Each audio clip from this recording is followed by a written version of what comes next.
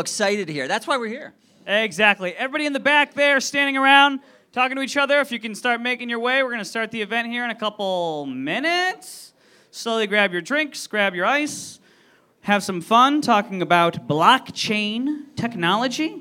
Joe, I got an existential question. Yes. Who are we? I think we have to say, who are we? Well, I am Joe Leonardo. I'm a comedian and not a tech expert. I know very little about technology. And I'm David Ryan Polgar. I'm a tech ethicist. And when we combine our, what some people might say talents, I don't know, my mom does. Yeah. We are funny as tech. And we're here today to act as MCs. But in general, what we do is we tackle some of the thorniest issues in technology by pairing Joe here, a comedian, with myself. Yes. With that tech kind of background. Yeah, we're like the Reese's peanut butter cup of comedy. You get some of the peanut butter, you get some of the chocolate, you mix it together, and hopefully you enjoy what you like. You enjoy what you see. That's what we're hoping today. Honestly, what we're tasked with is to make sure everybody is engaged and entertained. So if anybody falls asleep, we lose our job instantly. Exactly. I think we want to keep you up and have a fun time. I want a round of applause if you're ready to have a good time today. Round of applause to get that energy up. I know it's 2 p.m. on a, what day is it? Monday? Monday after Thanksgiving. Hopefully Case you're of the all Mondays. stuffed if you're here, if you're in America. But I know a little about blockchain. But not a lot. I think Joe, yeah. I think you need to know more, right? I do. So, now, the average person, the average citizen, has no idea what we're doing, has no idea what we're talking about. We need to communicate this very complicated thing so the masses understand. Yes. I represent the masses. If someone tries to explain blockchain to like my mom or something, who's a Portuguese immigrant, she would have she wouldn't even know where to begin. She would think it's a physical chain made of blocks. She would think it belongs to your bicycle. She would think, she would think this is what how happened I ride. to you, Joe? What happened to your blockchain? But see, that's the kicker, right? If we go and we tell somebody we were talking about blockchain, like Joe's saying, the average person might have no idea what we're talking about. But that could be an issue. So to kind of get this started off, and to really help Joe out here, we kind of want a simple definition. How do you want a paragraph? What do you want? Like a short. I was going to say a sentence first. Then I did some research trying to figure out what blockchain was, and then I'm like, let's expand that to a paragraph because I think this can't be said in a sentence. So can anybody just explain in the shortest amount of words, just like we're explaining to the masses, we're explaining to the public who is not educated on this, what blockchain is? There you go. Who wants to explain? Who wants to explain? Right here, right here. Grab the mic. See if you can explain it to me, and I will try to explain back what I hear. All it is a ledger. It's a ledger. Yeah, okay. It's like you go to town hall and they have that ledger and they record who bought a house or something like that, and you can't change anything forever, and you can look back to the beginning.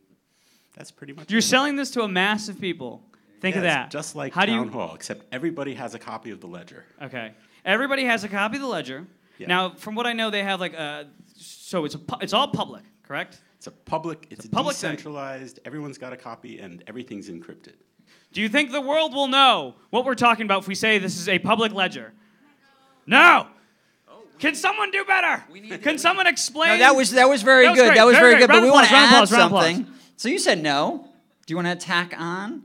Who can quickly describe what this is? If we're like, okay, McDonald's. What is a McDonald's? Fast food restaurant. I know what that is. Heartburn. Fast food. Yes. It's heart disease, right? It's easily digestible. If we're trying to make blockchain easily digestible, who can do it? Great. There's a microphone. What's your name, by the way? My name's Leah, and I'm from Intimate. Big round of applause. There we go. Well, we're getting there. We're getting there. Okay, so if I was going to talk to my mum about it, I would explain that blockchain is a technology that removes the need for a trusted intermediary to process a transaction. Great. I really like that. It removes the need for a trusted intermediary for the transaction. Yeah, so if you were going to transfer some money to me today and we don't know each other, traditionally we would trust a bank to do that for us. Or trust a bank or like a government for their currency or whatever. Yeah. This is removing that need. So those kind of centralized institutions that we all know and trust today with such, important things like our money. That's very good. Does that seem digestible? Does that seem digestible to the masses? Round of applause. Very good. Can anybody do better? Can anybody make this more of a slogan? Right here, I see a hand almost going up. What's your name, sir? I did like that. I like that a lot. Very good job. Very good job. To explain that to you. Very good job. Let's try to make it as, we're going to put it on a business card or something later. Here we go. What do we got? All right. A secured methodology to allow individuals to have transactions with, just like she said, without intermediary. The key there is secured. Okay. A lot of those words had multiple syllables. Yes. Which might not work for the masses, right? Can we make, is that good? Does everybody like that? Round of applause?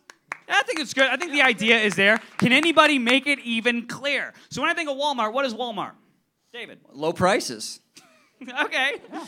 It's a big old store that has low prices. That's big all box. I need to say. You Big get the idea store. of it, right? Cheap. Who can explain blockchain even clearer? Oh, right here. I would say blockchain is a trustworthy, decentralized database. Ooh, I like that a lot. And that removes the currency aspect of it, because Yeah. it's not just currency. And that had some alliteration with decentralized Yeah, database. it I like rhymed. that. It almost has its Sing-song. own jingle. I like it. Which is a good thing. Yeah. Great. How's everybody feel about that one? Does everybody feel good? All right.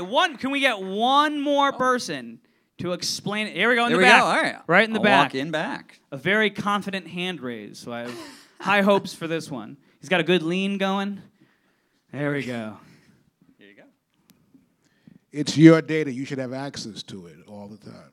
Beautiful. It's your data. You should have access to it all the time. Does that explain blockchain? Kind of, right? Mm-hmm. Can you give it a little more specific? So that's sentence 1, sentence 2. Do you want to tack on to that? I have nothing to add. All right, there we go. And on that note, I think we should bring your first presenter up. What do you think, David? Joe, I think we should do that. First of all, big round of applause for everybody who talked. That's hard to do. Yes. Big round of applause. Thank you very much. So, our first presenter is the chief architect of Unchain, the founder of Ontology, ladies and gentlemen, John Lee. Big round of applause.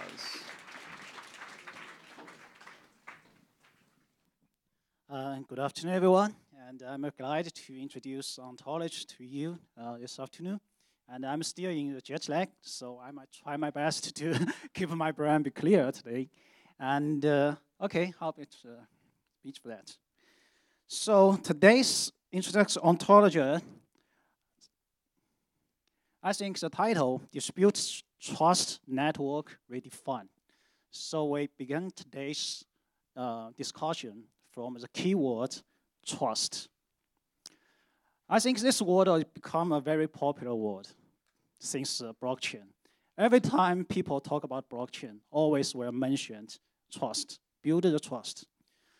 But once a day I was looking to the word and I was thinking, what is trust exactly from? Everybody, have anyone think about that? We talk about trust, hear trust the word every day. Where the trust exactly from? I try to list all the source and approach that can build or create trust. It's quite a lot, actually. I briefly categorize it to the 3 dimensions of the trust. The first group, is from the technology, the trust based on the technology.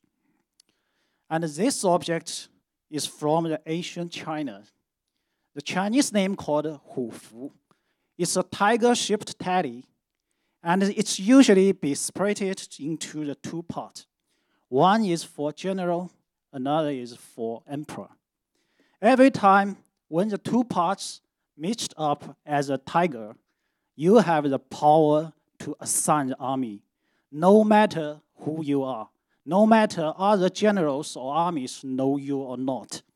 You just use the tiger, the small tiger, to assign the army. So this kind of the technology-based trust from ancient age. So in the current information age, we have more technology to build the trust based on technology, like the digit certificate and the signatures, the biometrics. All those technologies build the trust for specific scenarios. And then the blockchain was coming. Blockchain is create a mechanism or ecosystem for the digital trust world. It's a complex architecture to build the whole trust based on digital world. So in that digital trust world, we have a currency like Bitcoin, smart contract like Neo or Ethereum, and the transaction and the data. So the question is this kind of digital trust world good enough right now? The answer may be yes, maybe no. When you review this kind of digital trust world, you will find that is a parallel world with our real world. The connect between the two worlds is still very weak. When you look at our daily life, what the things or information we have, most of the things is based on another trust source, another powerful trust source, not only for the digital trust world. So the powerful trust source is the second dimension from our legal system. Most you have your house, your property, and many certificates or other things is based on those kind of different legal system to protect your owner. But based on that, currently we have the digital trust world and legal system. So we think, okay, we have the complex trust ecosystem right now. But when you look back, still back to the ancient Asia, there's neither the digital technology and none the legal system. How the community work together to trust each other, to do the collaboration. And I remember one of the popular books named is The Brief History of Humankind. They mentioned that the Homo species becomes the final and only winner of the humankind because one of the important reasons he learned a very important skill, gospel. Gospel, maybe you get the information from other people, maybe good, maybe bad. But at least that help you know other people's more. Those kind of know each other, build the new trust from the community. Build the trust people by people. But a big issue for those kind of trust-based community or people each other have a big issue for that is it's difficult to be scannable. You can try to use a paper list, the name, have a name list, the people you're willing to lend them $1,000 US dollars or more, 1 million US dollars, I suppose you have 1 million without any contract. I guess the name list will not more than 100 for most people, maybe less more. So you know people knowing each other is a time-consuming thing. So that is the community-based trust difficult to be scannable in a large scope. A lot of explanation try to use technology to support the community trust base to a large scope. Like the famous Google PageRank, it's also kind of the page trust based on the page community to build the trust. And the PGP network is kind of decentralized peer-to-peer, the proof each other in the peer-to-peer network. And the ID 2020 is use a distributed identity service without any centralized authority. So, but all those explanations still on the way for that. So basically, we list a lot of the trust dimension, the 3 trust dimension. You will say, okay, we have a lot of tools and a lot of approaches to build the trust. Is that enough? Is that good enough for our trust environment or ecosystem? Actually, when you look back our real life or real world, you still can find a lot of issue based on that. You can find the multiple source of trust with multiple approach or tools support that. It's difficult to integrate it sometimes. And the people also is missing the rules of in the whole process. You don't know what kind of your information be used to evaluate you. You don't know what kind of information be collected by other companies. you're totally the black box for you. You don't know what is kind of things for that. And we can list more. Is data exchange security and issues for the collaboration system, and more. You can fix the reputation system, is weak reputation system.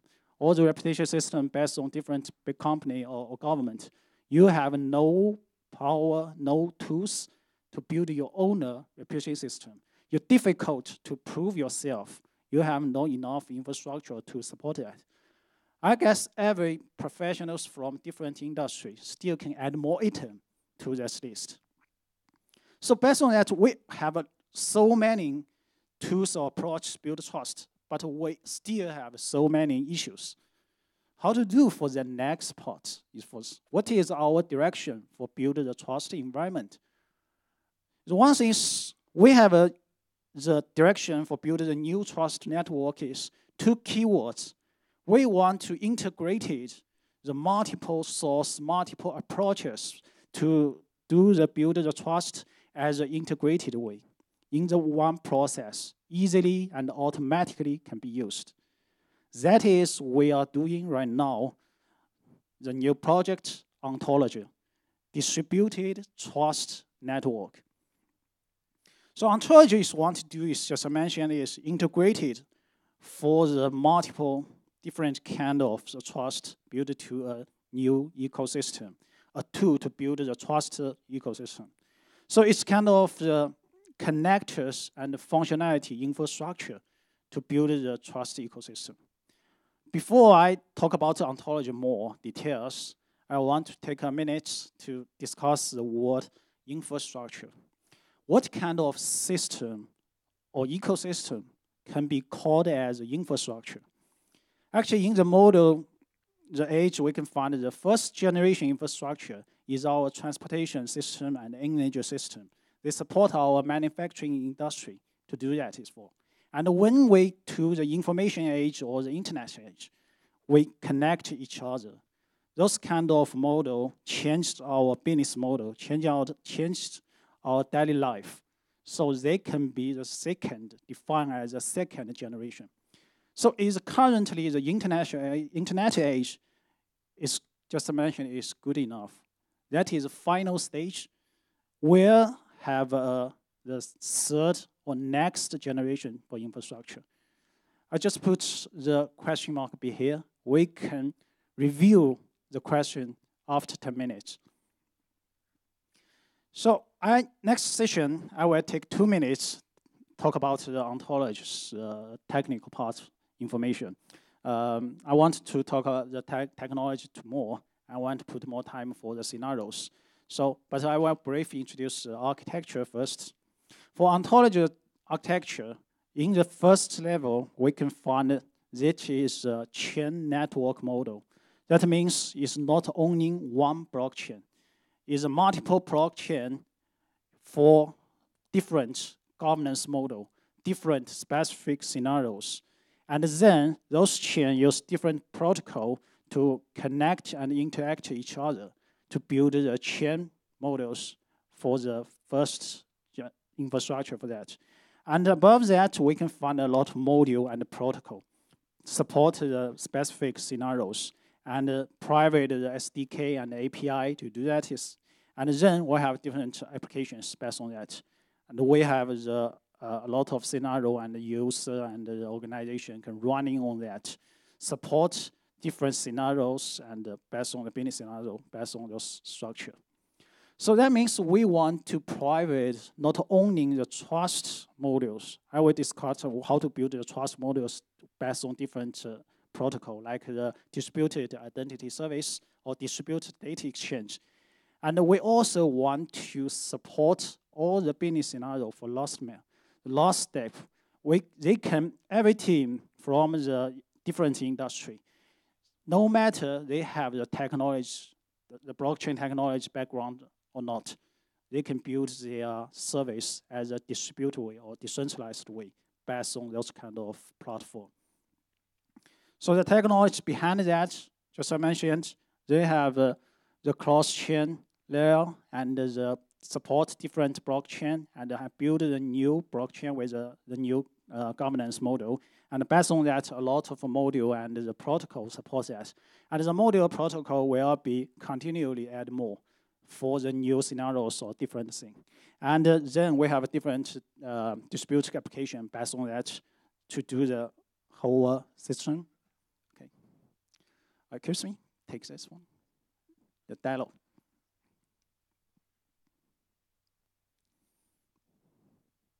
Okay, based on that, you can have the complex distributed ledger system. Just as I mentioned, the distributed ledger system can support different scenario and different consensus model for different governance model. And we have the major protocol to support the comments and the applications development to support part.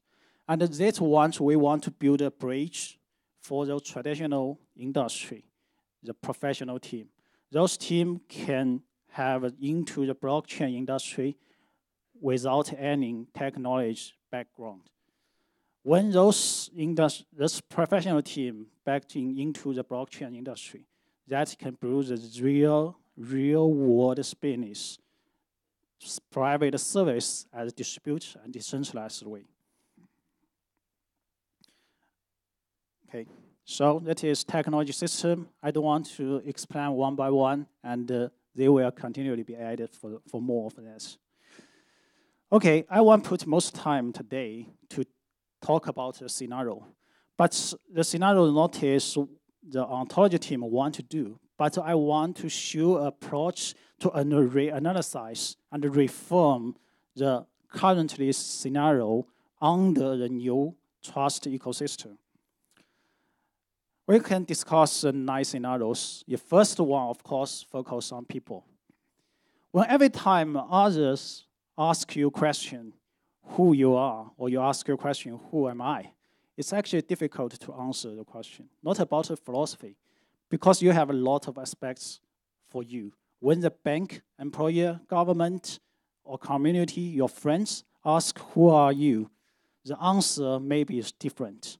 And many times you need to collect different information from a different source. And sometimes you need to prove that source is true. So many times when you apply a financial service, those kind of processes time-consuming with high cost. And finally, the cost will be paid by you. So we need a multiple source identity, the process. We can use automatically process and a way to do the identity, to support the multiple source, the identity service. And they need the personal profiles to integrate it, different source personal profiles, and your privacy. You have a power to control what kind of source you want to share with others.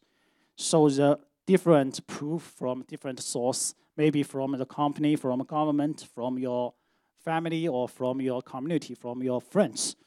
So you need to find an automatic way to do that with low cost. So this idea can simply used to the object. We also need tracking the object, who created it, who owned it, the history for the object. So we also need the multi-factor product certification and also need multiple part management for object. We need to know every object's life cycle to do that. So we need a process to support those kind of things.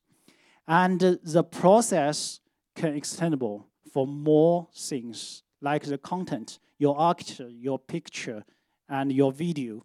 All can be used this way to confirm, to share with, or to protect. And the next generation about the data. We know all the data is back from the belong to one entity backend the data. And we almost say it currently is a big data age. But even in the big data age, we're still facing 2 big issues for those kind of big data. One is people is not willing to share their data. That's why it's difficult. When you share data, you lost it sometimes. And another is how to prove your data is true or not to others. It's also is difficult things for that. So for the distributed data exchange ways, For a dispute data exchange ways, you can exchange the data without any centralized service. You can exchange the data peer to peer, and you needn't share the raw data.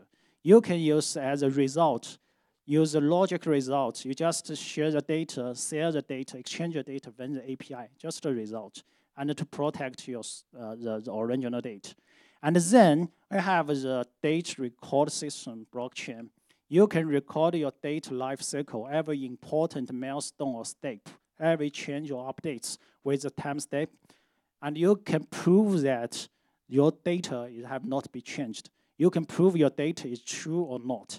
So you can support your dispute data exchange for that.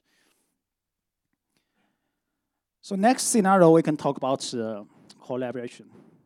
Dispute collaboration. We know a lot of the process, collaboration process is cross-company, cross-industry, even cross-countries. So every time we need to prove the last step's result is true or not, we need to trust that. We also sometimes need to prove ourselves for next steps. Those is different organization, different participants. If you build a vertical IT system to do that, which is high cost, and cannot cover a different scenario, and you cannot build the system one by one, it's a high cost for that. So based on those systems, people can easily use a distributor based on the public platform to record their results, to prove themselves for next step. People can use those kind of protocol or process to do the collaboration across a different industry, cross a company, cross organization, even cross countries. So this is distributed the cooperation to support the scenarios. And then we have a equality or kind of a delegate.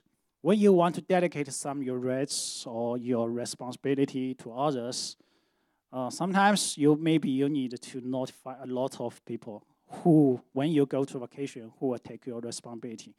But based on the kind of a trust ecosystem or trust system, you can easily use like a smart contract or use your digital signatures to delegate your responsibility to others and to get more cooperation between you and with your team and easily, and even with the other team from other companies.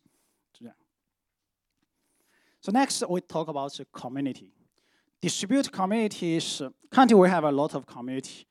In China, in WeChat, maybe Facebook, or the other kind of Telegram. The community, some community build for specific the objects. For example, when you're blockchain experts or blockchain technical guys. But you cannot know all the people in the community, the background, and you cannot check everyone one by one. So when you have this kind of, can prove each people and you can prove their background easily, you can control which kind of community you want to build.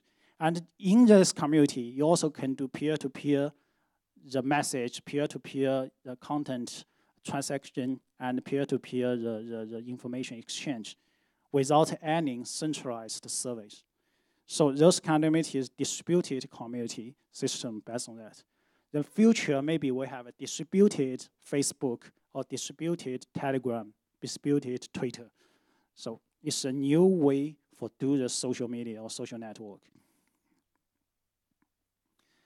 And the model content generation, as I mentioned, your article, your IP, and the news article picture and your videos. When you created it, you can easily use the blockchain to confirm the corrective. And then you can easily to digitalize that and to exchange with others to protect your content and easily to be the trade with others. So it's distributed content generation and the trade models to support this kind of scenario under the trust ecosystem. And the reputation system is an interesting topic. In China is a famous credit score called the Sesame Credit Score. It's from the story, the Open Sesame. I guess you have know it's from the Alibaba group. The credit score can be used a lot of scenario. You can use that to apply a financial service, and also can use that to use a public car or public basic. But one thing is this backend the credit score, all the information is just from the e-commerce the website, your transaction record, owning by Alibaba's the website. It's just a small part of your behavior or action. But you have a lot of more information from you. Those information not be used by building your reputation, actually. The reputation should be multiple factor. You can build a different reputation system, use different information from a different source. And those kind of reputation or rating system can support you to apply different service to prove your service, prove yourself as a different way. So distributed reputation system, maybe in the future, you can find everyone, can evaluate everyone from different angles easily.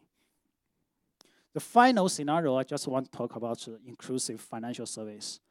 For most of the medium or small business or individual, at least in China, it's difficult to find a very good financial service because the risk control is very high cost. You cannot prove yourself. The financial institution need to put a lot of cost to do the risk control, to evaluate you and to verify your information. But you're just a very small business for them. The profits is not support to the cost. No, the financial institutions willing to provide good service for you. So always have high rates for you. But when we think about that, we should change the role. We need the financial service. That means we should prove ourselves. We should provide the improvement to the financial institutions. But currently, we have no those kind of tools or platforms support us. A lot of source can prove me is not controlled by me. I cannot find enough the materials, enough improvement to support me, to prove myself. If we change the roles, we can find in the future, based on this platform, everyone can easily prove yourself. You can select different financial institutions, the best service. So you can control your service and you have the power in the financial service, the best financial service. So those changes, the risk control will be done by yourselves. And the risk reduce, and then you get the interest rates, very good interest rates, and the whole cost will be reduced. So when we discuss of those scenarios, I don't want to check the scenarios one by one or talk about more detail how the scenario will be built by a new trust ecosystem. I just want to show approach how to reanalyze, reform the scenario in our daily life. Currently, right now, you maybe have a question is this kind of new trust model ecosystem will change so many scenarios? The answer is yes. And more than that, everyone from different industry can use this way under the new trust ecosystem, reanalyze, and reform your current business model again. You will find the game rules be changed. So if a new system or new architecture, new ecosystem will change so many scenarios from a business model and our daily life, we can call this kind of trust system, combine the digital world and the real world as a next generation infrastructure. Back to the question. So another question maybe you will ask is, will Ontology team to cover so many scenarios? The answer also is simple. Of course not. So why we will introduce Ontology ecosystem and partnership. First, in the future, the distributed, the new models will not like the internet age. In the internet age, that is a game of giants, game for the big play. Globally, we have Google, Facebook. In China, we have Alibaba, Tencent. In the future, everyone do their job, their professional works, and they work together or do the collaboration with different protocols. So for the trust ecosystem, ontology team will focus on two things. One is build the infrastructure, include the distributed ledger blockchain infrastructure, the chain model infrastructure, and the different protocol models, APIs, SDKs for specific scenarios, just as I mentioned, and more. We want to build a bridge to connect the traditional team from the industry, traditional industry team, and let the best team to the blockchain industry. Because currently a lot of blockchain technical team is trying to do the application for different industry, like financial, like the other many scenarios. But I think the best team still in the industry right now, not only from the blockchain technology team. So those teams will be blocked by the technical background or the cost. If you have a public platform can support them, no matter they have the technology background or not, they can easily private their service as a distributed or decentralized ways. They will be the golden age of the blockchain. So another way, the ontology will be the connector, connecting different systems, not only in blockchain, but also traditional IT system to support that, build a new trust world. And the ontology, of course, important part, ontology partners to do the most scenarios, build the scenarios for that. The first group is a verification service provider. They may be from the government, can be a government, can be organization, can be a community, even can be everyone. You can become a verification provider, prove your things, prove the things you know, prove the people you know. So they have a different verification provider, private different levels of trust for that. And then another group is application, of course, application service provider. They are the professional team from different industry. They build their specific service as decentralized ways based on that. And then we have a community, the private technology and the ecosystem, marketing, a lot of supports based on, because the open and open source and open community is the key things about blockchain. And the individual have the multiple roles in the new ecosystem. You can be a service provider, just mentioned, verification service provider, and also you can be the end users, use different the service for you. And all those, we call them the ontology family. They are building on the based on the infrastructure, build a different finally application for that. And the final topic I want to talk about how to meet regulation. I know a lot of blockchain projects is not willing to talk about that because blockchain is a revolution. It will break the old rules. But currently, the regulation, meet regulation is very important. That's why we need to different, under the different legal system, different countries, different industry. We need to follow that. Otherwise, you cannot connect the real world and the digital world. So ontology have two ways to support that. One is ontology will never store the personal information or raw data on the ontology network. It's only kind of the mapping list or indexed for that. Another way, the chain model supports the different blockchain, follow different governance model to meet the different regulation the requirement for the different area, different industry. For those kind of things can support the blockchain to meet a lot of regulation or legal system requirement. So a specific range, chain rule or protocol, and supports the audit mechanism for that. So based on that, one thing is some people let me introduce ontology in 1 word or in 1 minute. Of course, I can list some of the specific scenario I mentioned before, like the distributed data exchange or distributed reputation system. But that is not really ontology-like. Because ontology is an infrastructure. All the ontologies, the final ecosystem, is depend on the scenario or applications or service provider under the world, in this world. So I even cannot define what is actually look like the ontology after 1 or 2 years. So we are always keep on the wall and always keep in progress. We will launch our more document like the technical white paper soon. And all the ontology documents will never have a final version. Always keep updates.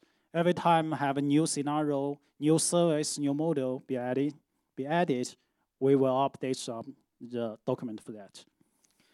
And in my imagination, in the future someday, multiple networks like Ontology will be built from all over the world. And they further connect and interact each other, build a new trust world. In that world, we still have a search engine and a social network. The difference is, whatever you searched out or meet, the people, the objects, the information, you have an approach to easily and automatically verify what is real, what is not, what is good, what is bad. And everyone have the approaches to control and to protect your privacy, your data, your information. That is the next generation infrastructure for trust in my mind. And welcome to join us. Thank you. All right. Another big round of applause for Jean-Lee. John, stay on the stage. We're going to do a quick questions and answer, quick Q&A. We saw in your presentation that you had the big question mark, so we wanted to answer some of those questions. We have, 10 minutes, I believe, Joe, for some Q&A. So raise your hand if you have any questions. And actually, not even that, we have gifts for anybody who asks a question. Limited supply. We'll start right here. Okay. Hi. You talked about how you see a future where there'll be multiple different blockchain ecosystem and they all communicate with each other. Do you see a future where we only have one blockchain system? We're all on the same system, kind of like the battle between, the Blu-ray and the competitors. I only remember Blu-ray now because I don't even remember who lost out. Okay.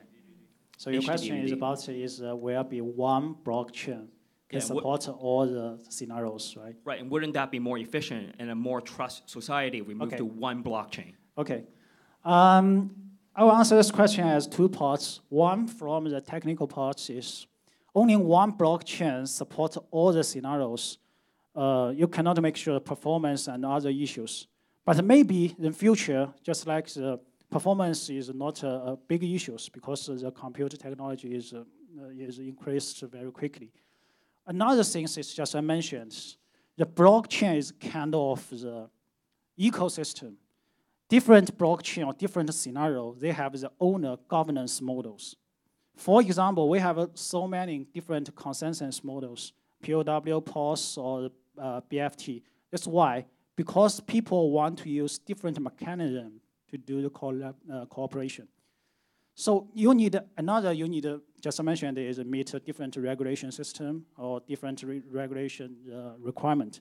So based on that, in my opinion, the future, we have the multiple blockchain platform. And each blockchain platform is like a country. And currently we talk about the cross-chain protocol is more focused on the cross-chain digital asset exchange. But just like the country by country, they have a different protocol, different contract to work together. Sometimes is for example, for business or for other cooperation. And also the blockchain, cross-chain also have different protocol. For example, the identity mapping or distributed data exchange. And I mentioned is distributed the data cross-chain data asset exchange. So my opinion is multiple blockchain for different scenario and with different governance model is necessary, at least in medium term. Okay. All right, I think we have a question over here. Hi, yes. Are you planning to start this with China? And have you gotten any feedback from the Chinese government? How many meetings have you had to talk with them about ontology and NEO? Okay, it's a sensitive question, and when we answered, maybe having you back to China. Okay, Unchain team is compliant with government in US. Okay, that's one thing I think is a public platform. They build the ecosystem or build a community, bottom up for that is.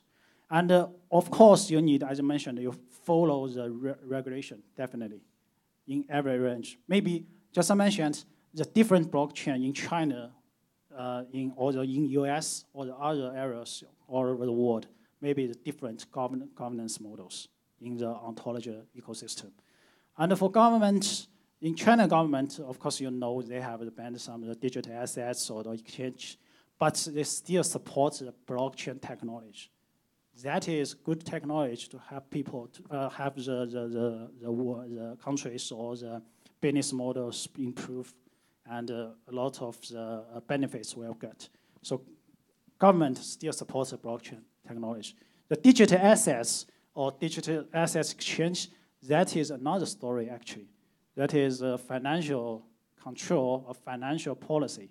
It's not about collaboration. It's actually the two topics. But every time we build a blockchain, we should care about the regulation. It's important. Great question. All right. We have a question right over here. Yeah. There you go. Hi.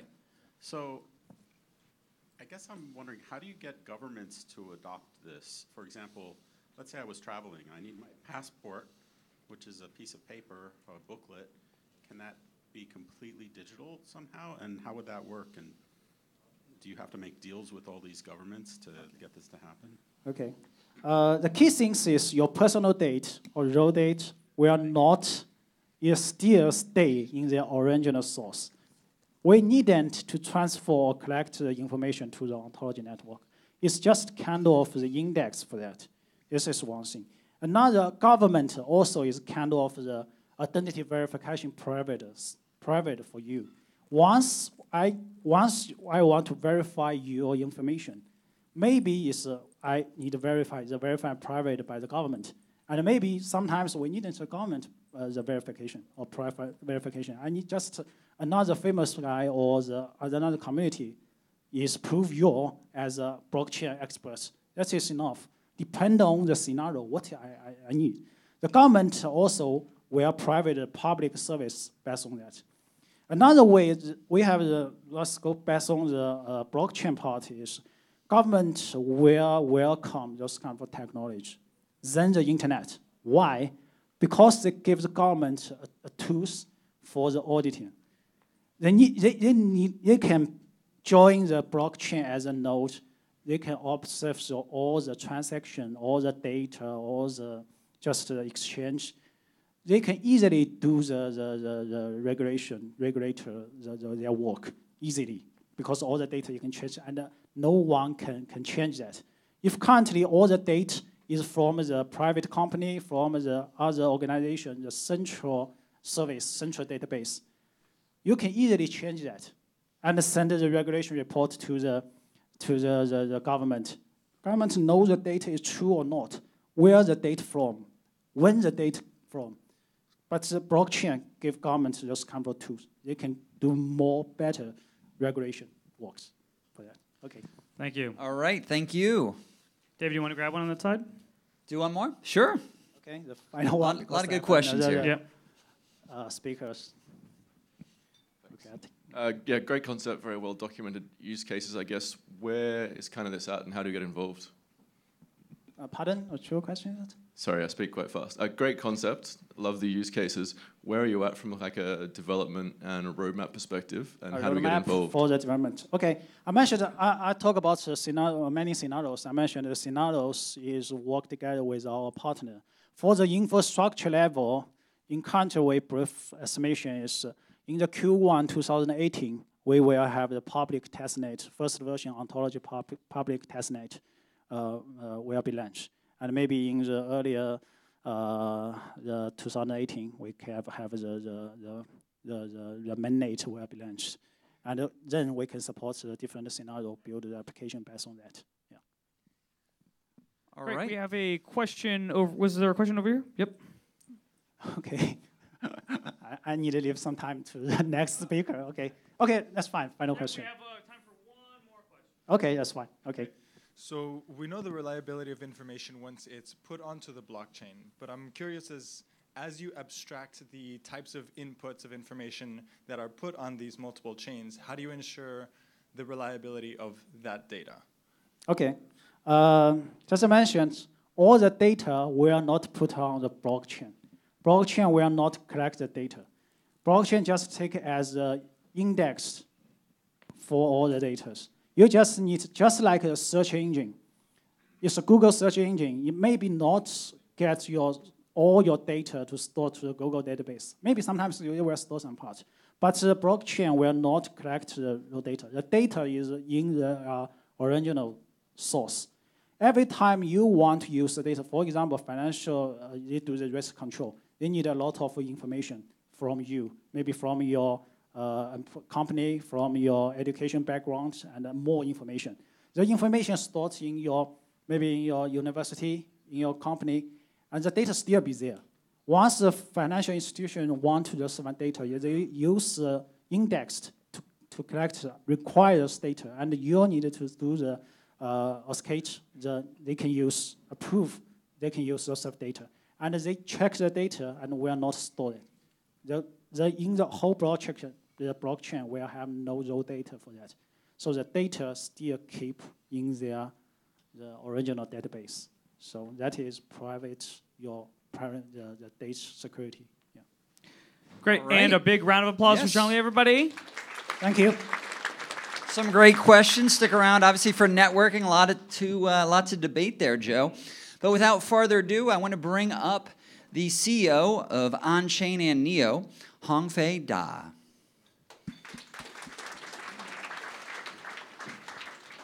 Hello, everyone. I'm very excited to be here. And before I start, I think I need to properly introduce Li Jun to all of you. He didn't introduce himself. Li Jun is the co-founder of Unchain, the company. He joined the team way before the inception of Unchain, the company. And we worked together for quite a long time. Then we co-founded Unchain with Li Jun and other 3 co-founders. There are 5 of us founded Unchain. So before I start, I would like to thank Forsen Group, the investor of Unchain company. They provided us this beautiful place to do the presentation, and they also helped us to do a preview of this launch in back to Shanghai in the Bund Financial Center, also a very beautiful building. And this building is also owned by Forsen Group. Maybe next time we should went to London in Forsen's building to do another one in Europe. Okay. I think the first thing I want to talk about is how difficult it is to do a presentation in English in an English-speaking audience. It's difficult for me, and it's difficult for my team. And some of them are doing it for the first time. So I ask you to bear in mind that English is not our native language, and many of us haven't been studying or living in outside of China. So it's difficult. It's not the most comfortable way to communicate for us. So please do not judge. There are many speakers of new projects. Please do not judge their project by their English speaking ability. Yeah.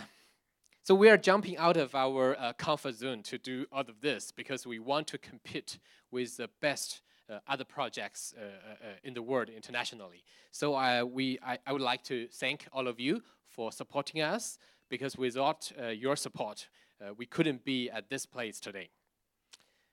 So today my speak will be, there will be 2 parts. There will be 2 parts. The first part I will briefly introduce to recap the history of NEO and what we are, where we are today and what the future of NEO. And second part, I will talk about Unchain, the company, and Ontology, the new project initiated by Unchain. So here is the history of NEO. We started quite early in 2014. In May, I did a first public speak about NEO. At that time, anyone knew the old name of NEO? N-Shares, yeah, it's an awkward name. Yeah, N-Shares. I always been asked are you related to Ant Financial? So I have to say no, we have no connection with Ant Financial, although one of the earlier team members joined Ant Financial after they left the team. So there's some kind of a weak connection. The speech I gave in China's first Bitcoin conference is titled DAO for Crowdfunding. So we are trying to build a blockchain for crowdfunding. At that time, there is no such a word called ICO, but basically crowdfunding is ICO, especially using the tokens. So we are aiming the crowdfunding or ICO market very, very early. And then in July, we got our seed funding. It's roughly about 90,000 US dollars. And we gave out 10% of the tokens to the seed funders. I'm one of the seed funders. There are 10 of us. And in total, we gave 10% of all the tokens to them. 90,000 US dollars, at that time, you can buy a Mercedes or Beamer, a good Mercedes or Beamer car. And at today, 10% of token of new, you can buy a 777 Boeing airplane. Yeah, so that's quite a lot of money. And then we spent quite a long time to think about it, how to do it right. So we spent a few months to just thought about it. And then we started our first line of code in 2015 in May. There are 3 rounds of funding of NEO project. The first one I just mentioned, the seed rounding in 2014, and then we did a ICO1 in 2015. And when we did the ICO1, we explicitly said there will be another one. There will be an ICO2. So it's more like a traditional funding run with different runs, not like the ICO today. Everything is so big, and they got so many money in seconds. We got 2,100 Bitcoins. At ICO1, it's 700,000 US dollars. And we do ICO, we did twice, and every time we did it before, we will hit some milestone. So after we finished ICO1, we launched our testnet 2 months later. And then in 2016, we did ICO2, and we raised about 3.8 million US dollars. And then 1 month later, we launched our mainnet. So the ICO we did is quite different, especially ICO2. We call it a refundable ICO, because at that time, there are many projects collecting a lot of Bitcoins, like 30, I think there's a project called Waves. They got 35,000 Bitcoins. It's huge. And if you invested quite early, you don't have chance to take the money back because it's too late. You already send your Bitcoin in. So we decided, when we do ICO2, we decided to do it a different way. It's a refundable way. Before the launch of mainnet, everybody participated in ICO2 can claim for a refund. Then we will give all the Bitcoin back to you. If you feel the final number amount of Bitcoin is too high, you feel the valuation is too high, you can get your money back in full. So we are the first to do a refundable ICO. And recently I heard Vitalik from Ethereum are talking about a interactive ICO. They're building this feature in smart contract, but basically the principle is the same. You can ask for a refund if you feel the valuation is too high. And then in 2017, only 6 months or 5 months before, we did a rebranding from Antshares to NEO.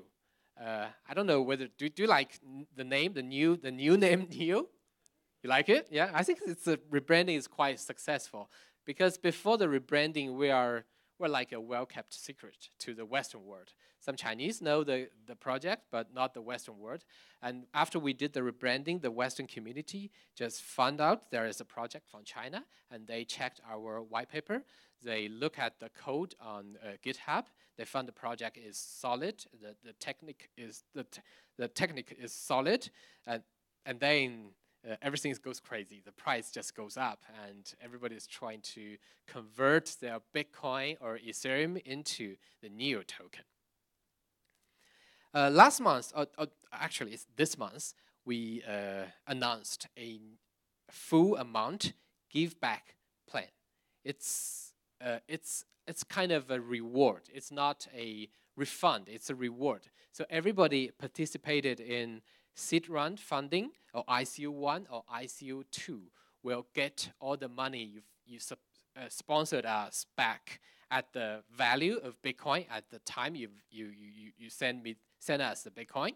So we are after finishing this plan, we will be the first one in the world just rewarded all the investors in full amount. So I think it will put us in a very special position. We will need to spend about 30 million Chinese yuan to fully pay off all the money we got. Okay, that's the history of NEO. But how about today? This one is a screenshot from, I think, two weeks ago. We're ranked seventh in all the world, market cap wise. We are constantly in the top 10 these days, and sometimes we used to hit the 4th or 5th place in the market cap. So it's fairly to say we are one of the biggest public blockchains in the world, and we are the biggest from China. Yeah, this is some numbers for our community. It grows really fast. I have to update the number every time I do a presentation. We have 40,000 Reddit subscribers only after Bitcoin and Ethereum Reddit.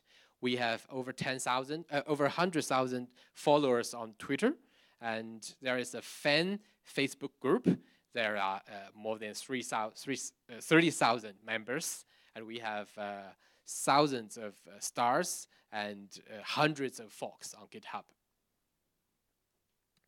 This is the governance and the community. There is one virtual organization called New Council, and there are City of Zion, the community developers group, and there are New News Today. It's a news portal, and there are other New Tracker.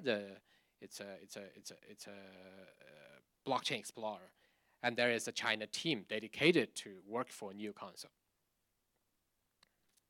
And these are the contributions came from the community. Like there are several wallets, several blockchain explorers, and there are documentations in 7 languages. We have Python and Java, JavaScript developers kit developed by the community, and there are YouTube videos, news portals. It goes on. The list goes on. And we will have a DevCon, the first developers conference in January next year, probably in San Francisco. Yeah. So if you guys can visit San Francisco, please join us next January. And there are many decentralized applications, smart contracts are running or will be running on top of NEO. The first one is RepHouse. RepHouse is the first successful ICO held on NEO, and it's it's a Bloomberg on blockchain. They got over 15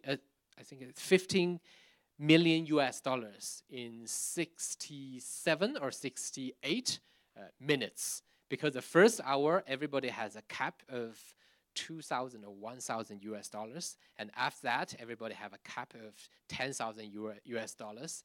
And they have stage 3, but it never goes to stage 3. Only several minutes in stage 2, they got fully funded.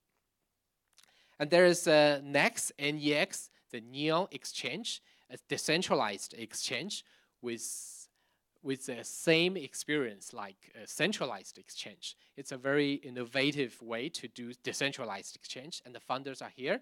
And Fabio, the funder, will introduce the project later. And there are other upcoming projects like QLink, The Key, AlphaCat, DeepBrain, Peer Atlas.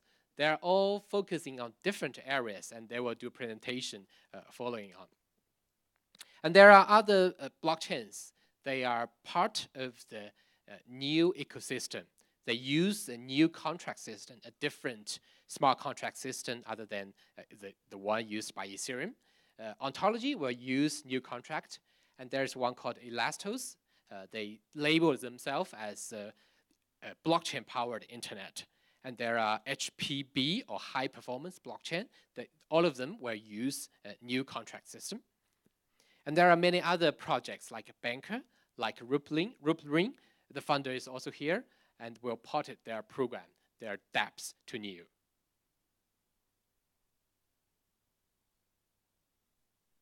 Oops. So it doesn't work. Technology.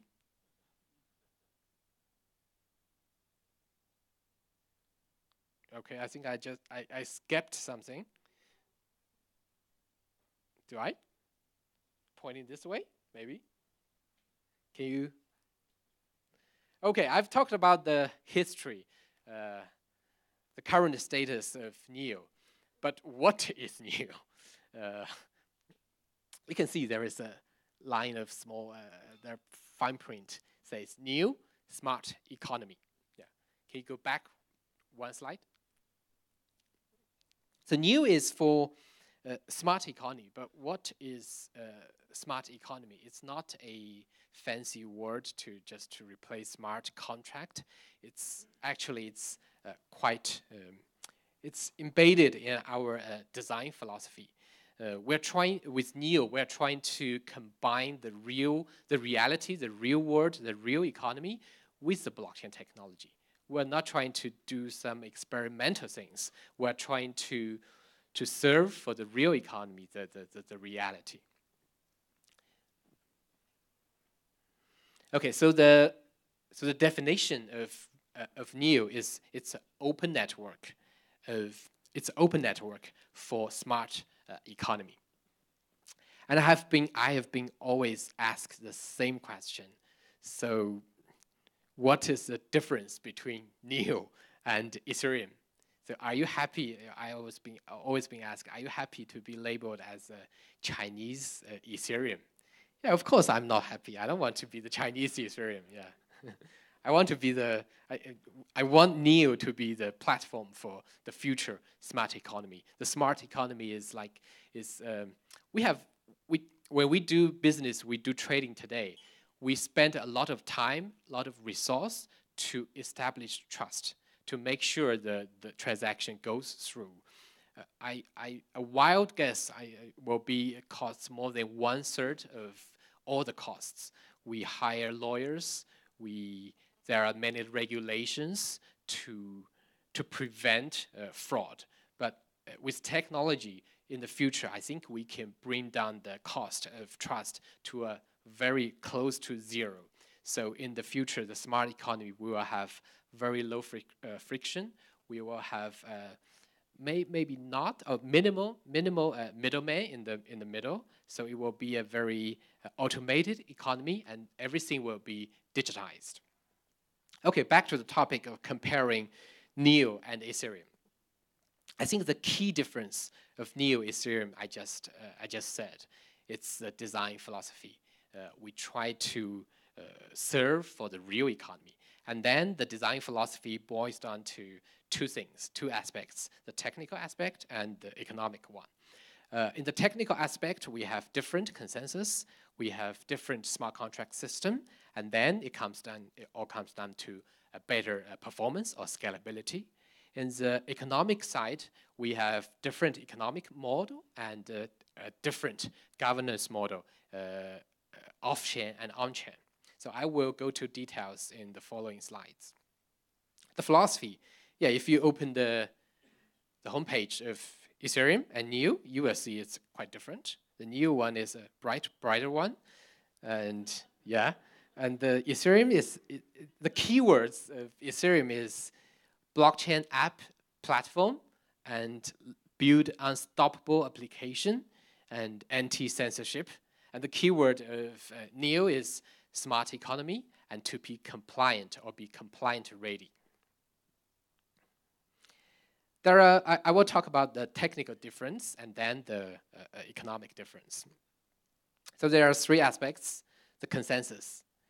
NEO, the consensus mechanism of NEO is called Delegated Bft. Is there anybody can explain what is BFT? No?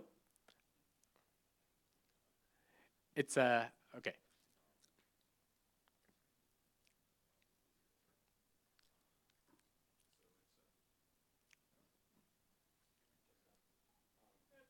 Yeah. Yeah. It's a consensus protocol for like Byzantine fault tolerance, so that you can achieve true consensus in an event where you might have malicious actors who are acting as consensus nodes in your network. So using delegated BFT as a consensus mechanism that kind of avoids conflict of yeah, I should invite you up on stage maybe next time. Yeah, you help me with explaining the consensus. Yeah. Yeah. Good job. Good. Yeah, BFT is kind of a more academic theory before blockchain. There are many papers on BFT, and the most famous one is called a practical Byzantine fault tolerance, or PBFT. It's authored by some professors from MIT in 1988, I think, but it was never being really used in real life because we don't need that. In most cases, you just keep your administrative password. You just lock your computer in a room, so that will be safe enough. The only use case I heard before blockchain is satellite or missile. They use PBFT to make sure all the systems are working properly.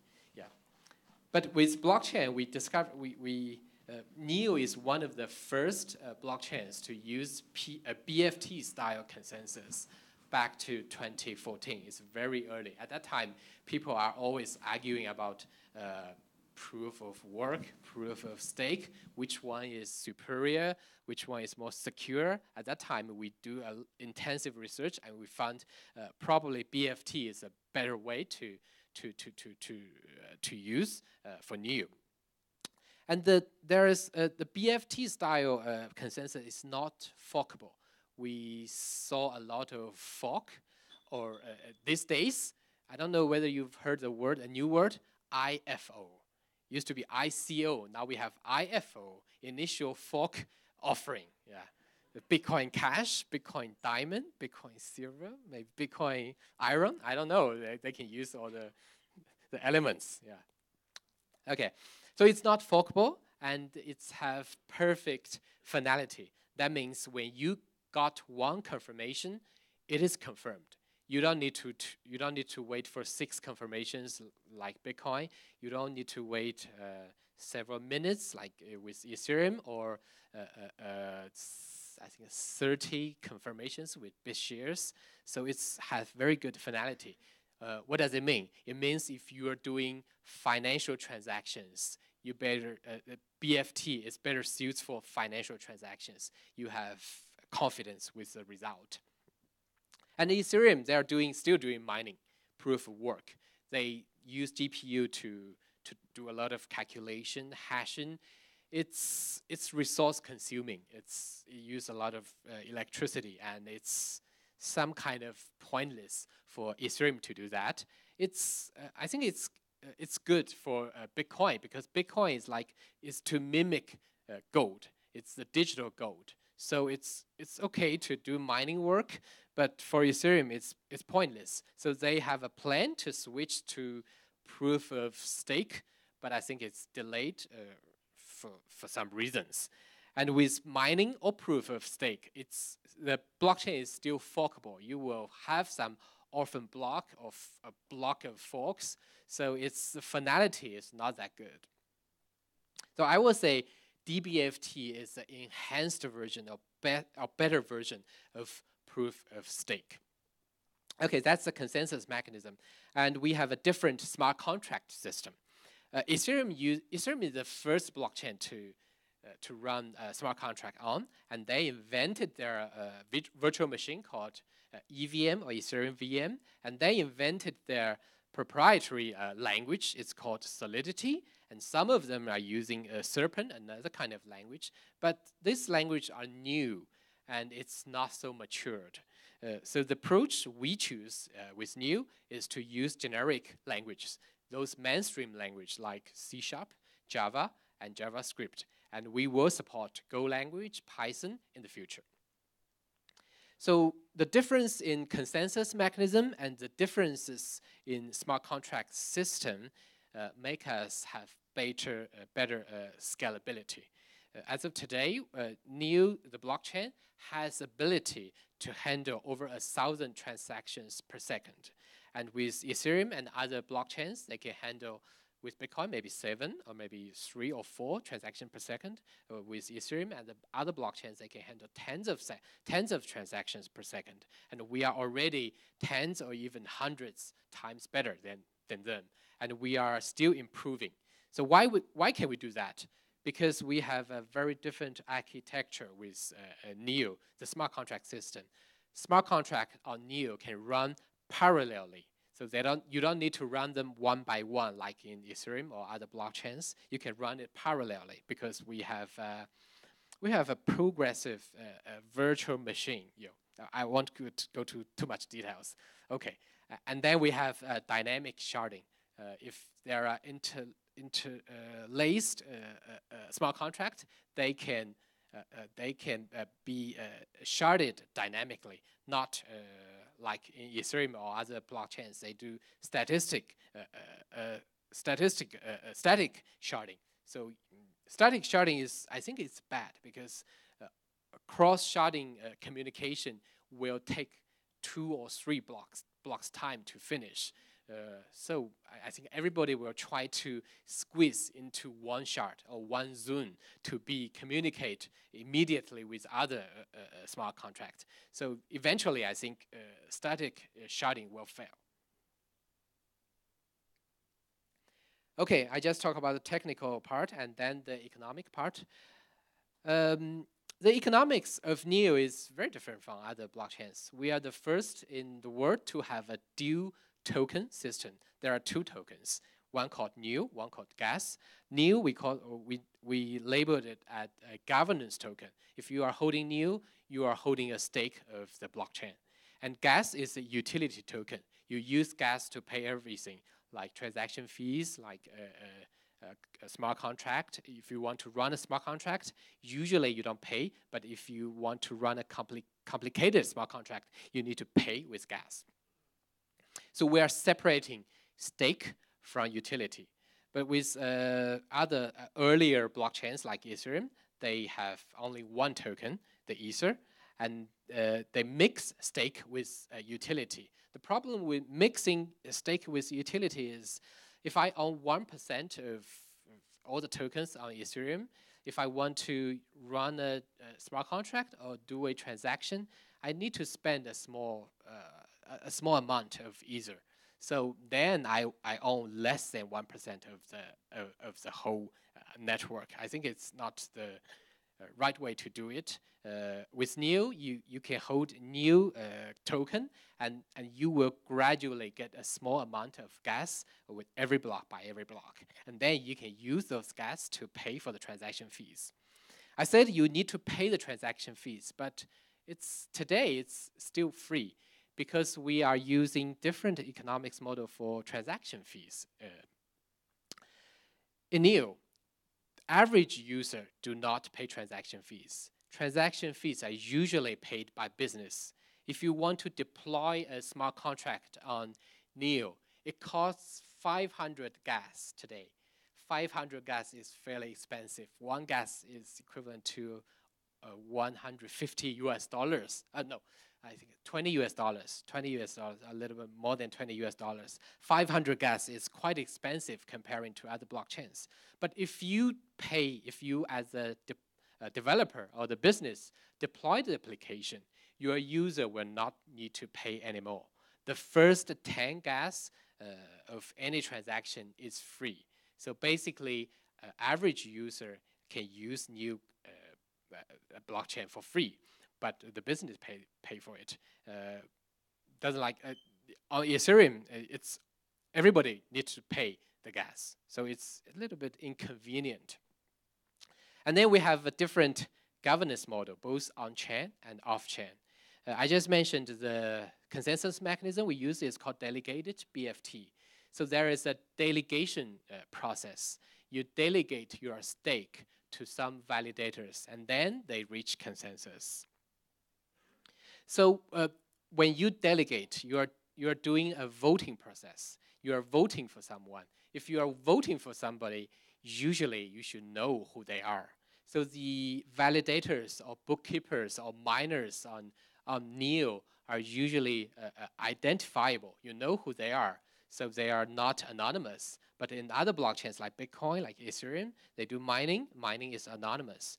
So if it is identifiable, so it's easier to be compliant ready. It's easier to do upgrade. It's easier when there's some emergency come up, we can call somebody and ask them to deal with it.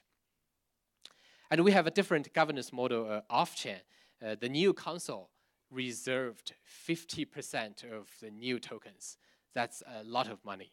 It's about $2 billion today. So we are managing such a big wealth, and we will use that to foster the ecosystem of the NEO. We are already sponsoring a lot of projects in the community, like COZ, the developers community, like NEO News Today, the news portal for NEO, and we will continue to do that. And in 2018, we aim to provide more money on infrastructure research. We would like to establish some joint labs with famous universities to do basic research. Okay, that's the difference between NEO and other blockchains.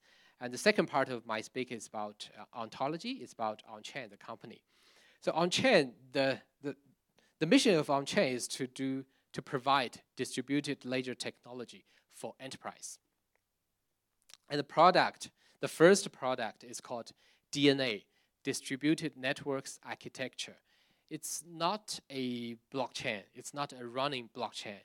It's more like a template you can use to build your own blockchains. You can build a public one, a consulting one, a private one.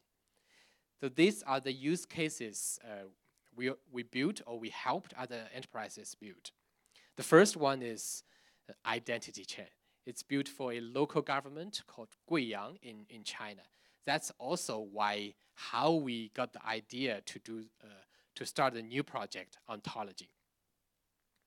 And while doing the identity chain for Guiyang, we accumulated a lot of experience, and we learned a lot. And I think we are in a very good position to start an identity project because we have the experience to work with government, to work with identity and sensitive data, and we also have the experience to establish a global community. And then we're using DNA for crowdfunding. We are working with China Clearing. We did a proof of concept with them. China Clearing is a counterparty of DTCC in the States. So they're doing they're a central security depository in China. And we are also working with Everbright Security. We built an enterprise-level digital asset platform for them. And we also have a child project called Legal Chain or Law Chain. And we are doing electronic data attestation. We're using the immutability of blockchain to record electronic data.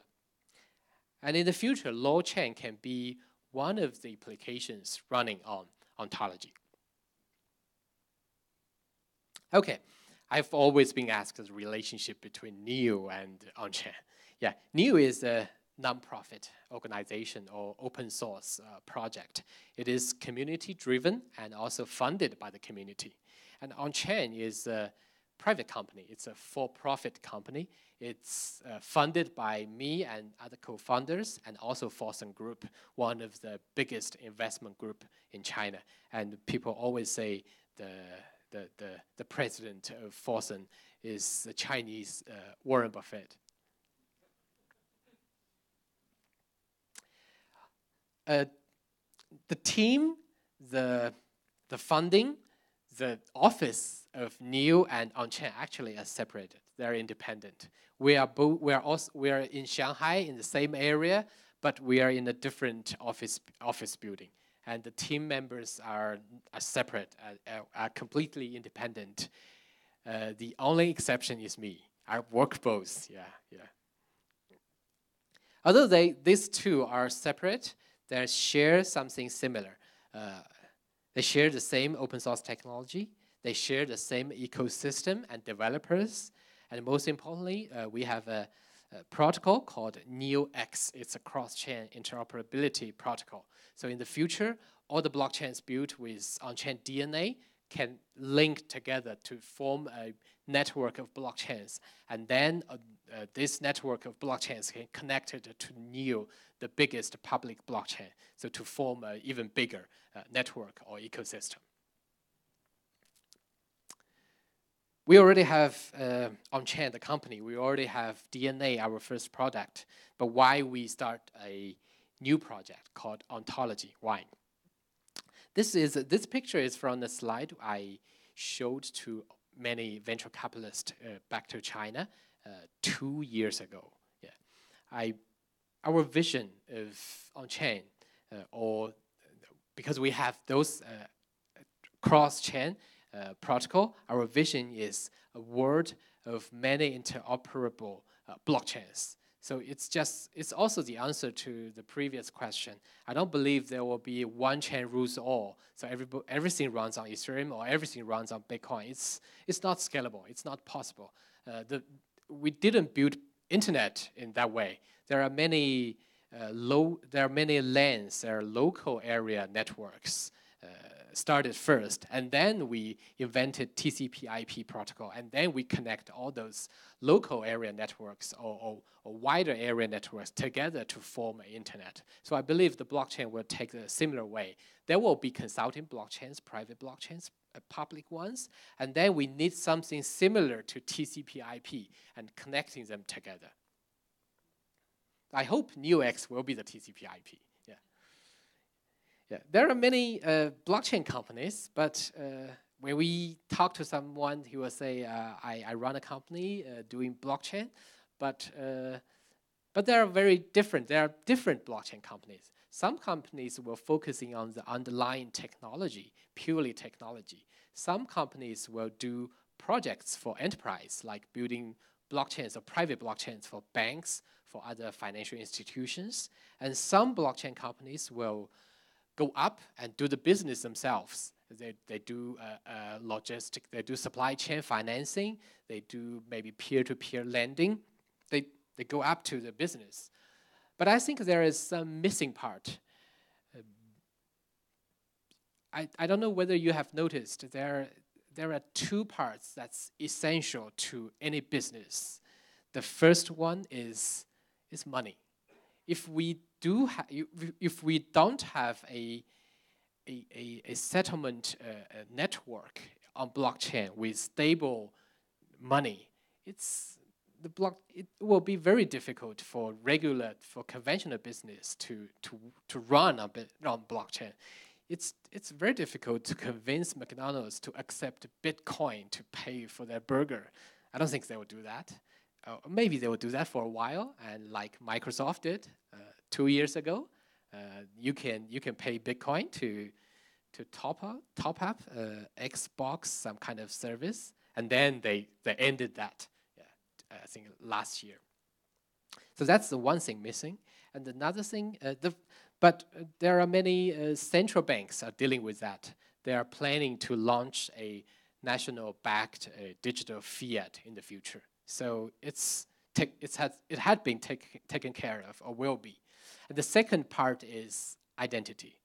If we don't have identity, the only thing we can do on blockchain is like we can do some forecast, we can do some like Augur, we can do some betting on blockchain, but we cannot do real business. We cannot do those business like selling out my house or do a legal contract on blockchain. It's very difficult. So with Unchain, we want to provide this kind of basic service to other blockchains That's why we started Ontology, and we will be focusing on digital identity and distributed trust. So what is Unchain? What is ontology? My definition is ontology is an open infrastructures for distributed trust. It's not solely for identity. There are many identity projects like Civic and other Showcard, other identity projects. They're solving one problem. With ontology, we're not trying to solving one particular problem. We're trying to build infrastructures for those applications who want to solve those problems. So if you are working with ontology, you can do basically three things. The first one is identification or also authentication. You can give an ID, a unique ID to a person, to an organization, or to an object. It's a first step. You give them ID.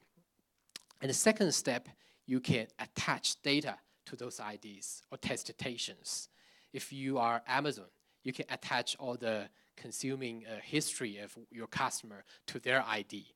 By attach, I don't mean you review all the data on a public blockchain. You just calculate the hash of the data, and then you link the hash with the ID. So the privacy is kept, and even if the owner, like Amazon, cannot change all the data, it already been hashed. And the third step you can do is, if you own the ID, you control an ID, you can authorize other people to use all the data that is linked to your ID. You can authorize them who can use that, for what purpose, when you can use that. Yeah. So basically, you can do three things. With those three functions, I believe all the data in our hard drive, in your company's database, will be turned into data asset. Today, it's purely data. It's 0 and 1. You can call it an asset. But if it is tradable, if it is valuable to not just you, but also other people, it will be an asset. You can sell it. You can use it. Okay, my last slide is about the relation of NEO and ontology, how the two projects complicate each other.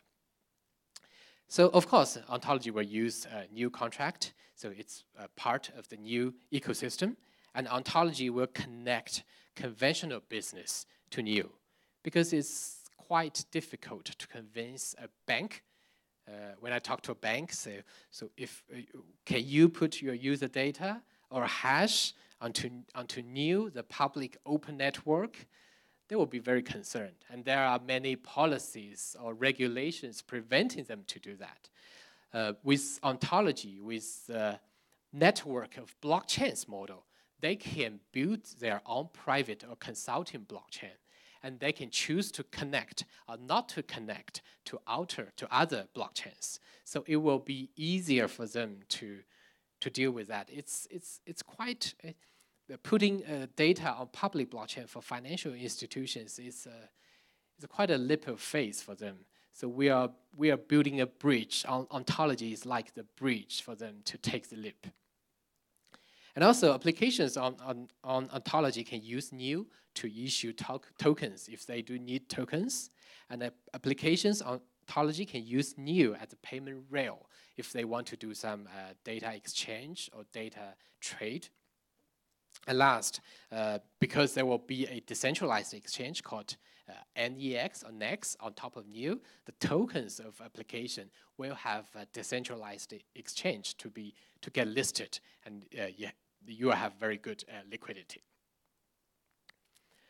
Okay, basically that's what I'm trying to share with you: the future of NEO, the future of ontology, and I think the next is question time, right? Q&A. Yes. Okay. Yes. Thank you very much. Round of applause, everybody. I imagine we have some questions. With two companies, you may be the Jack Dorsey of China. So, yeah, let's start off with a question. Thank you very much. Very interesting presentation. how many dApps do you have running at the moment on the new system? You're talking about 1,000 transactions a second. Yeah. Where are we today? How many transactions a minute are you doing, or a second? We did a small test 2 weeks ago.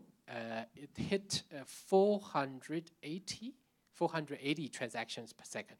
But we haven't upgraded all the server of the validators. With proper network upgrade and server upgrade, I think we will exceed 1,000 transactions per second. And we are aiming for a much higher number in the coming year. That's capacity. That's capacity you're referring. I'm just asking, like, generally in a normal day, where are you at the moment in terms of what's the activity level? I haven't checked the statistics.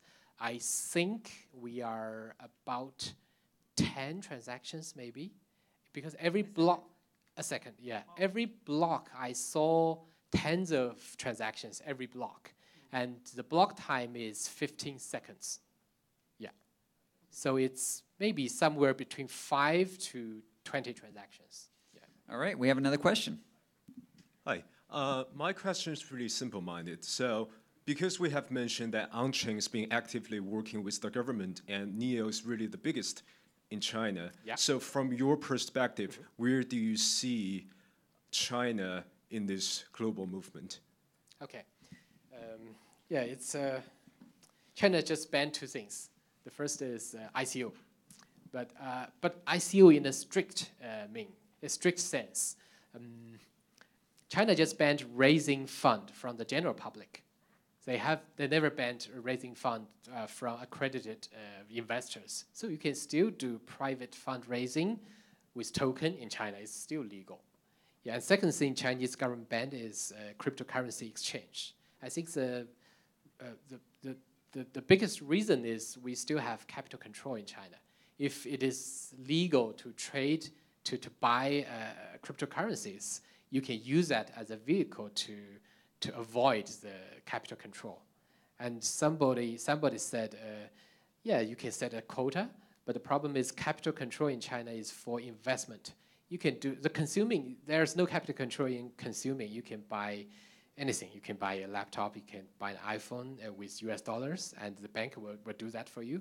But you cannot do investment even for small amount of money. So buying cryptocurrency is kind of investment. So it's banned in China. So China government just banned 2 things. They never banned blockchain technology. They never banned public blockchain. They never said building blockchain is illegal in China.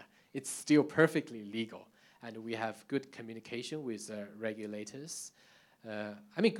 We have communications. I won't say we're working with them or cooperation. It's not true, yeah. So, we are not backed by the central government. Yeah, they never backed any projects. Yeah, I heard some rumor last week. Somebody posted an article about the Chinese government will resume ICO, and NEO is the only platform can be used. It's ridiculous. It's like Chinese government said, you can only use Alibaba. You can only use Taobao for e-commerce. That's insane. It's not possible. Yeah. Yeah. Great. We have time for one more question. I know we saw a question in back here too. Running late. Okay. This gentleman right here, or that whoever. You're already handing the mic over. Okay. There you go. Hi. So I saw you said about Ontology that it's going to be using the NEO contract system. Does that mean that NEO's gas is going to be powering the Ontology ecosystem? Okay, very good question. The token model haven't been decided yet. We're still discussing it internally, what kind of model we will use, because Ontology is a network of blockchains. It's not one blockchain. So it makes things a little bit complicated. So we're still designing the token model. Yeah.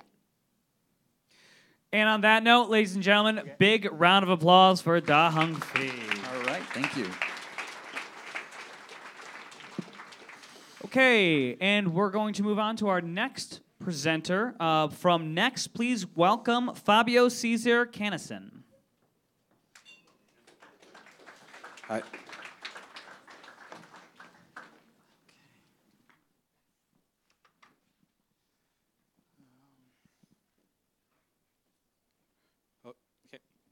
So, hello everybody.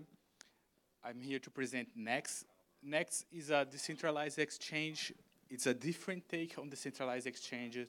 And I hope you guys, at the end of this presentation, get what we're doing different here and why we need this. So, cryptocurrency market is booming.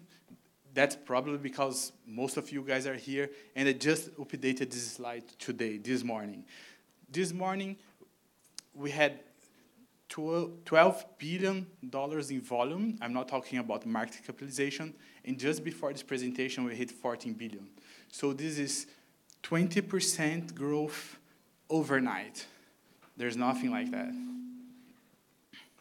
So what is Next? Next is a platform.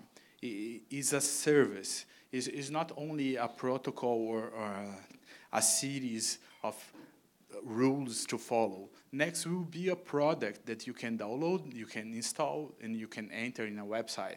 It will provide a set of APIs to solve the problem of centralized exchanges. So right now, most of you are going to say, I'm going to buy new. So how do I buy new? So you're going to hope through a lot of steps. You're going to take your fiat, you're going to acquire some exchange crypto like Bitcoin, then you're going to transfer to another exchange and buy new. All these steps, we are losing market there. So what Next is going to do is solve not only the technical problem of decentralization, because there are many projects that are amazing out there solving the technical problem.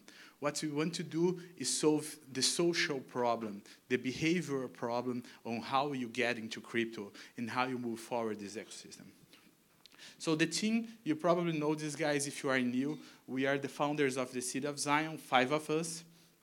And we have been doing blockchain and driving new science the beginning of this year. So when that shows all these new things, yeah, it's mostly we build that and we'll build much more. Next is one of them. We have another part of the team who is developing and taking care of marketing and design. Dai and Eric are advising us, and they actually help us to shape this view of decentralized exchange, and I'm thankful for that. So how are we going to do this? So I say this is a very, very broad vision to solve the problem, the behavioral problem of how people get to crypto. So we want you that when you go to a store and you pass your phone or your credit card, there you are doing an exchange. And someone using our APIs is doing that for you, and you don't even know you are using crypto. To do this, we need some that is very high volume. So because NEO can do many thousands transactions per second, we're going to use an off-chain match engine. So what is this? To match the trades, we're going to use a service that's off-chain, and we're going to batch the executions and publish that on the chain. So we have two pieces. Funds is still on chain. The funds management is still on chain. But off chain, we are doing the matching. And this matching is what we call probable correct. So people will have access to the logs of these matchings, and they can prove that the matching engine is working correctly. We will have a payment services. So what is this payment service? This is a method to get you to authorize others to get funds from you, and not only get funds from you, but to pay on your behalf. So we have a system, which is a smart contract system, where you can authorize and disauthorize people to make payments. And finally, we have this view of decentralized banking. Decentralized banking will happen not only with Next, but with partners. So if you look at number 2 there's an interface between the blockchain world and the real world. We hope to have many others integrators that use Next APIs to bring that. And with our APIs in our system, this will be seamless to the user. The user will flow through crypto as if they are flowing today in their banks.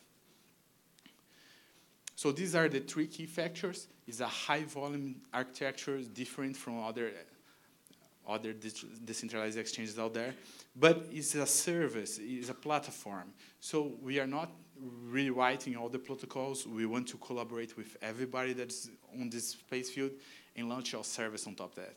It's a payment service. So we want to provide the APIs so people can receive and pay in crypto. And for this to be true, we need to support complex trades. So people need to be used to be able to do margin and limit trades on Nex, because this is the fundamental for many kinds of trades that happen on the day-to-day. So we have a preliminary roadmap. I'm going very quickly here, but I'll be late there to talk. But this year, we're going to launch our smart contracts examples. So we are at the heart developers. And we want to share this with the community so you guys can look at it, help us improve. By the beginning of next year, we want to launch our sale, and actually is a platform. We're going to launch a platform for this is a little trickier. After that, we have the payment service. So the payment service is like a component from the exchange. So this will be first. After that, we have the exchange. And after the exchange, you're going to do cross-chain. At Nex, we also believe in an ecosystem of chains. There's no way we can see a future where a single chain dominates the market. Different chains have different properties, and people will use that for these properties. So next, we will integrate with all this cross-chain, and we hope to collaborate with NeoX, Loopring, all these other guys in the market that are also after this. And after that is decentralized banking. Decentralized banking here is TBA, but what I say is that this will happen together with these others. It's not that it's coming after cross-chain. It's going to happen at the same time at the little bits. That's it. Thank you. Fabio, ladies and gentlemen. It's the time where everybody starts getting a little tired, but I think we have a good transition for that, right? If anybody... We do. We're going to take a quick coffee and bathroom break, so if you can, go back, grab yourself some beverages, and we'll be back for some more. Thank you very much. Thank you.